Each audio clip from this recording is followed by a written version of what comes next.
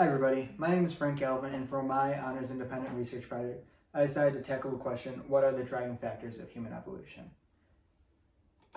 First off, I want to talk about my interest in the subject.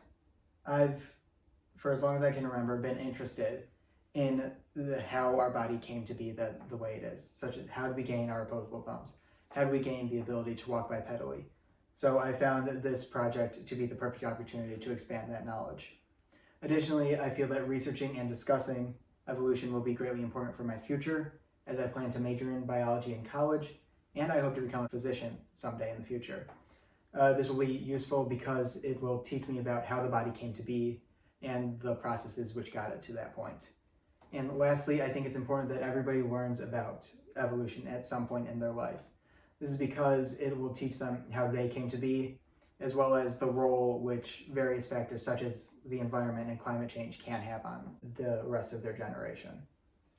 From my research, I came to the conclusion that though there have long been debates over the causes of evolution, the most probable driving factors of human evolution are genetic mutations, environmental influences, and inheritable epigenetics. But before I dive into each of those factors, it is important to provide some background information. Now, when most people think of evolution, they think of just one continuous line. However, that's not exactly true. There are 4 distinctive periods in human evolution as outlined by Maslin.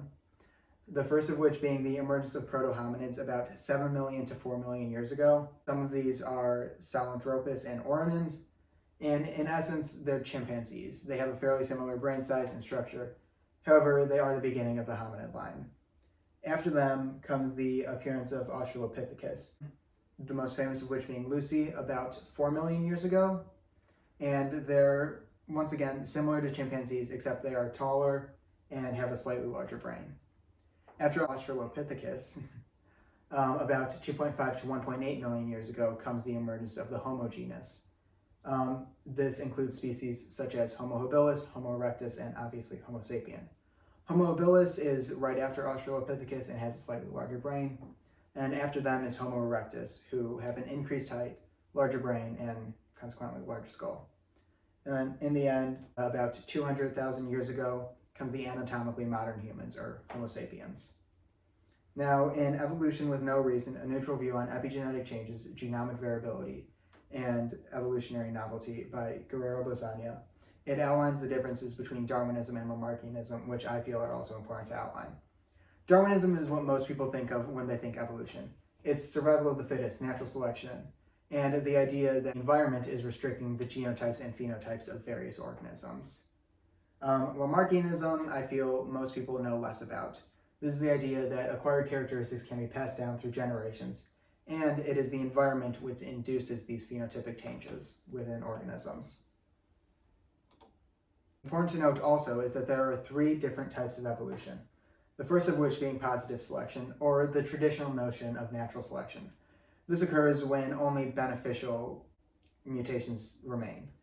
Then there's purifying selection, which eliminates the deleterious or harmful mutations.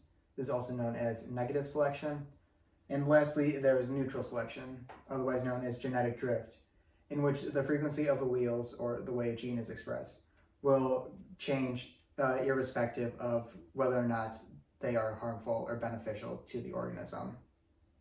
And last but not least, I want to talk about evolutionary speed. The first theory is gradualism, in which evolution occurs slowly and gradually over long periods of time. The second theory is punctuated equilibrium, which was introduced by Stephen Jay Gould and outlined by Driscoll in her writing about his life and achievements.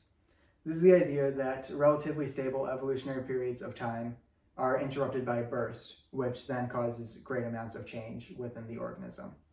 Prime example of this would be the asteroid when it hit the dinosaurs, because that then gave rise for humans to evolve.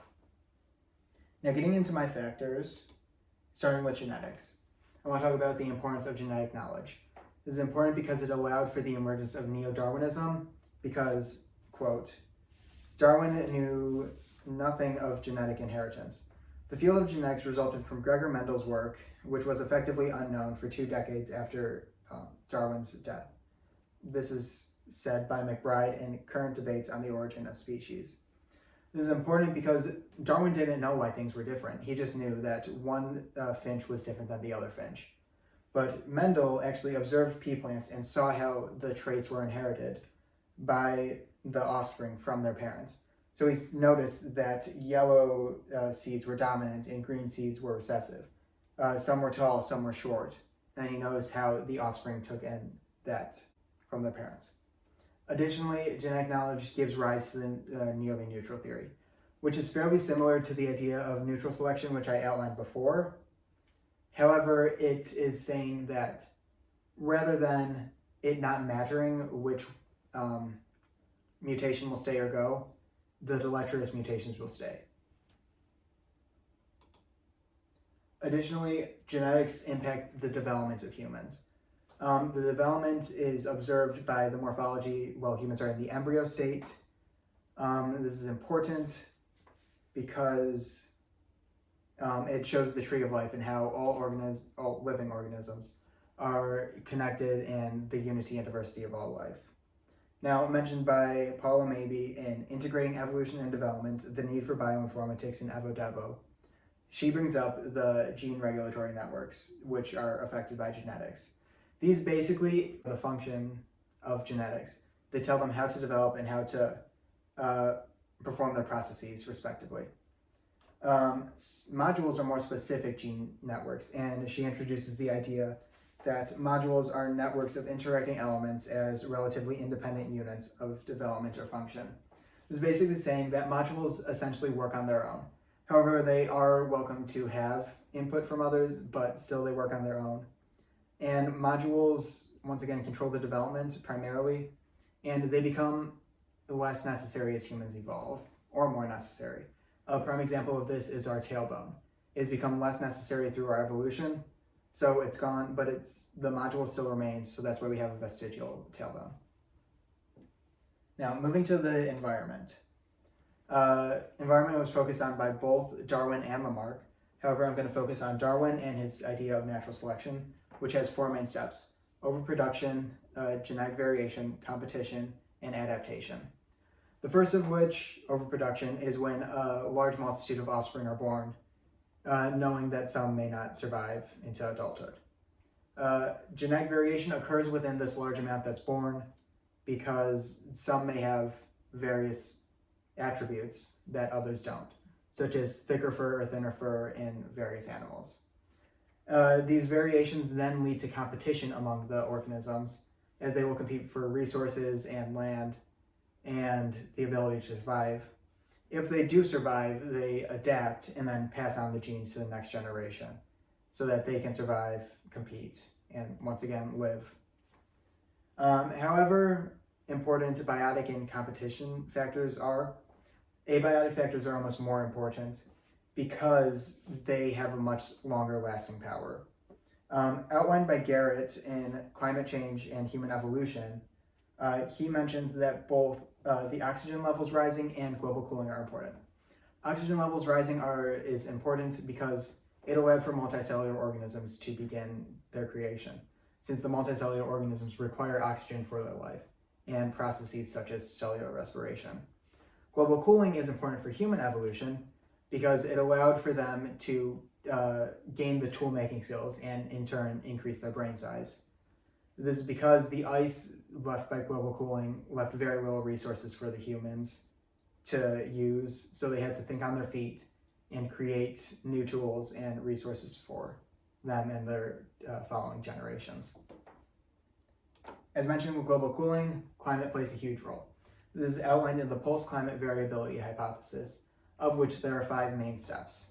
The first of which is the emergence of C4 grass-dominated biomes, which allowed for vegetation and carbon dioxide concentrations to increase on Earth. This then allowed for humans to plant and harvest and create food necessary for them to live. Then there's the Messinian salinity crisis, which removed some salt from the oceans and encouraged precipitation. Both of these resulted in drinking water and the ability to water their crops and irrigate their farmland. Then the third, Northern Hampshire glaciation, and the fifth, early middle Pleistocene transition, both have similar effects. The third, increased cooling on planet Earth, and the fourth increased the amount of ice. And both of these tie back into what Garrett was saying about how global cooling increases the tool-making skills.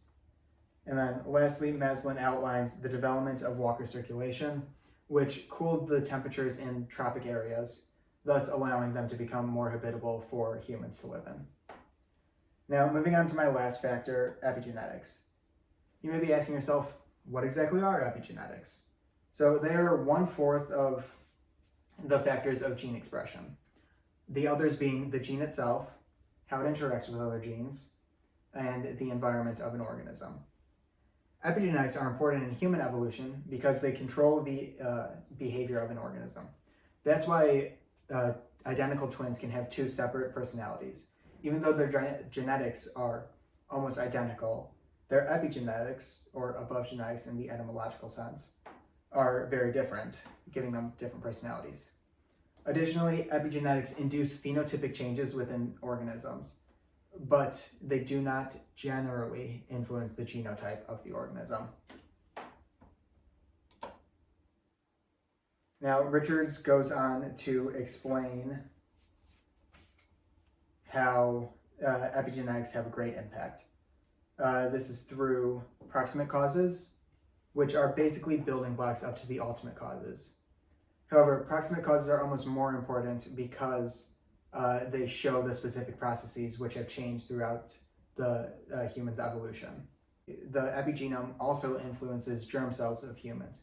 See, this is one of the instances where epigenetics do influence the genotype because they increase the probability of de novo mutations within humans, which are then passed down to the offspring and are essentially just the genetic mutations which have been outlined previously. This is actually more common in the male germline than it is in the female germline. Additionally, epigenetics play a huge role in speciation. This is because they phenotypic changes and the genomic imprinting allow for one species to become two distinctive species. Since the gene expression may be similar, however, they are incompatible and thus become two separate species. This also plays a huge role in Gould's theory of punctuate equilibrium because there was a relatively stable period of time where it was just one species. However, a burst occurs, which then leads it to become its separate distinctive species. And lastly, epigenetics create a two-track phenotypic variation system. The first track is controlled by epigenetics and is far more rapid and has a higher frequency of mutations in the organisms. The second track is a lot slower and has a lower frequency of mutations, and that's controlled by the DNA sequence. The epigenetic track is incredibly important because those mutations are more likely to be removed by evolution first, rather than the DNA sequences. This allows the DNA sequence mutations to take their time and become what they need to be and undergo all the processes that need to happen. And with that, it proves that human evolution is a far more intricate topic than once was thought by Darwin, Lamarck, and even myself. This is because genetic mutations, which Darwin knew nothing about, play an important role in things such as the development of organisms as well as how we inherit our traits. And though both Darwin and Lamarck knew that the environment had an impact on evolution, they may not have known to what extent it played. As has been proven, evolution such as global cooling and climate change play an important role in human evolution. And lastly, epigenetic changes, which is a fairly new concept, also play a huge role as they allow for phenotypic variation as well as changes of the behavior of organisms and de novo mutations in the male germline. And though evolutionary theory seems set in stone, it can very easily change based on new discoveries made by scientists. So it is entirely possible that somebody presenting this exact project 100 years from now will have far more at their disposal to talk about. And with that, my capstone presentation is done. Here are my references.